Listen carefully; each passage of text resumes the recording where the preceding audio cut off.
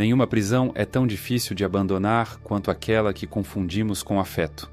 Você já se perguntou por que é tão difícil ir embora de lugares onde somos diminuídos? Por que mesmo exaustos continuamos tentando?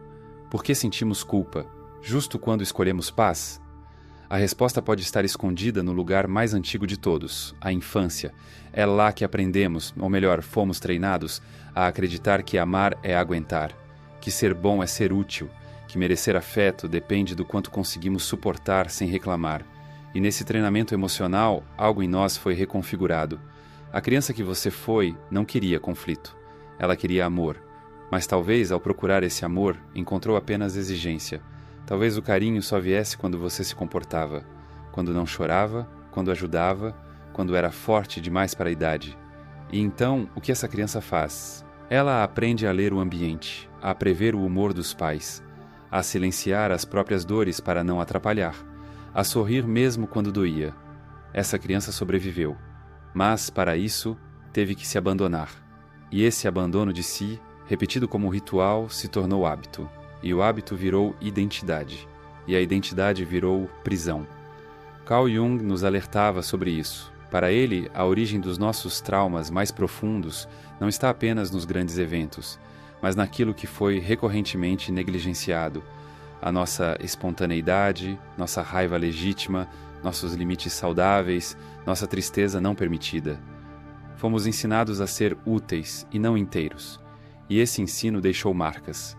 A criança que você foi pode ter crescido acreditando que o amor precisa ser conquistado, que você precisa provar o seu valor o tempo todo, que não pode ser um peso, que precisa ser compreensivo, até com quem te machuca. E quando essa criança se torna adulta, ela continua tentando, continua explicando, continua insistindo, mas agora o faz em relações românticas, amizades, ambientes de trabalho. E cada vez que é desrespeitada, não consegue ir embora. Porque ir embora, para essa parte infantil, ainda significa errar, ainda significa ser ruim, ainda significa perder amor. É uma lealdade invisível, mas brutal.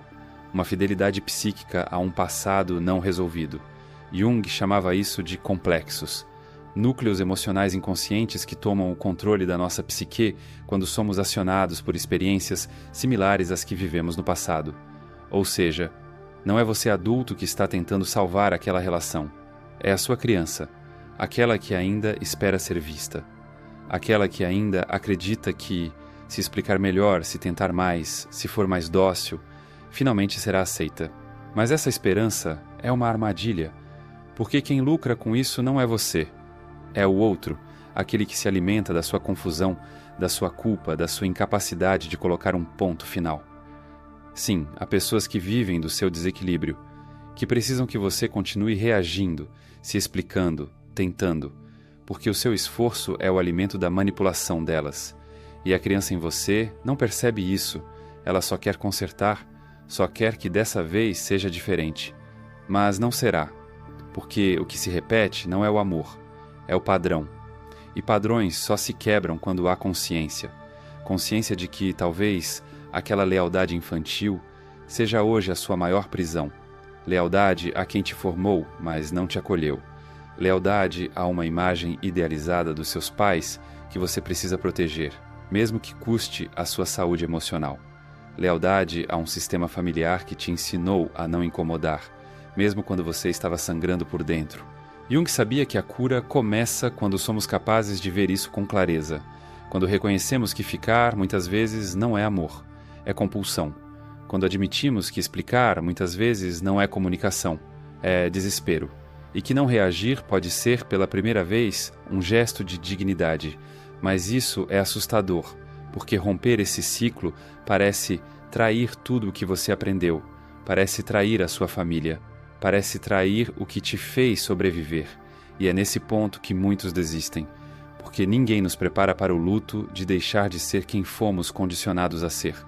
Desaparecer do papel de salvador, de apaziguador, de bonzinho é doloroso. Você vai se sentir ingrato, vai achar que está sendo cruel, vai duvidar de si.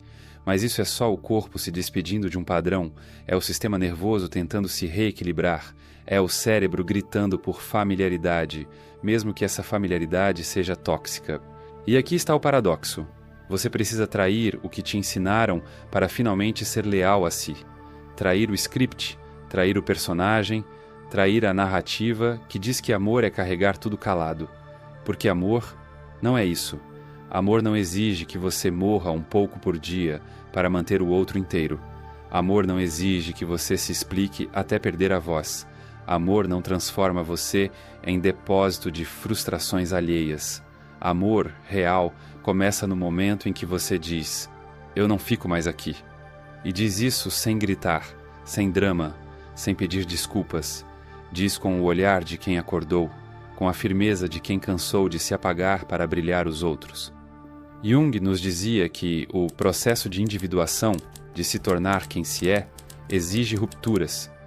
Rupturas internas e externas. Rupturas com aquilo que parece amor, mas é controle. Com aquilo que parece lealdade, mas é medo. Então pergunte a si mesmo agora: o que você chama de compreensão não é apenas uma forma bonita de se abandonar? O que você chama de bondade não é só medo de ficar só? E se no fundo o seu corpo já estiver implorando para desaparecer dessa história, não para sumir do mundo, mas para finalmente aparecer para si?